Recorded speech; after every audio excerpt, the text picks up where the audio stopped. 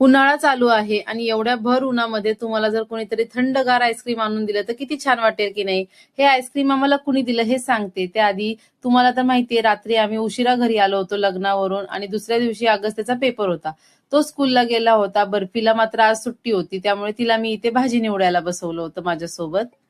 तसं पाहायला गेलं तर बर्फीचे हात कमी आणि तोंडच जास्त चालू होतं, तुम्ही पाहूच शकता.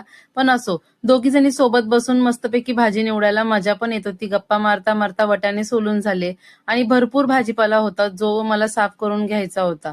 मग काय, एक एक करून मी सगळा भाजीपाला निवडायला घेतला. वाटाणा, फ्लावर असा थोडाफार भाजीपाला निवडून झाला. तो फ्रीजमध्ये ठेवून दिला. तोपर्यंत अगस्त्य सुद्धा घरी आला होता. आता त्याच्यासोबत बर्फी इथे कलरिंग करत बसली होती. इथे पायरीवर बसली होती आणि मी इथे बसली होती मस्त अशी कोथिंबीर निवडायला. आता मी मस्त म्हणते खरं, पण खरं सांगू का, ह्या कोथिंबीर निवडण्याचा इतका जास्त कंटाळा आला होता. एक तर 2 दिवस झाले तिला घरी आणून. एक नाही, दोन नाही, तर चक्क 4-4 पेंड्या होत्या. आता कोथिंबीर वडी खायची म्हणल्यावर थोडंफार सॅक्रिफाईस तर करावंच लागतं. त्यात माझा भाऊ आला आणि त्याने आमच्यासाठी खाऊ आणला होता. किटकॅट, कॅडबरी आणि मस्त असा आईस्क्रीम. मुलांना तर मस्तच वाटला.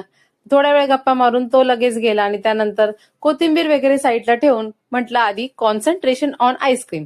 आईस्क्रीम खाऊन घ्यावं म्हटलं. मस्त अशी आईस्क्रीम आम्ही एन्जॉय करतो. तुम्ही मात्र चॅनलला सबस्क्राईब करा. पुन्हा भेटू अशाच नवीन ब्लॉग सोबत. Bye bye.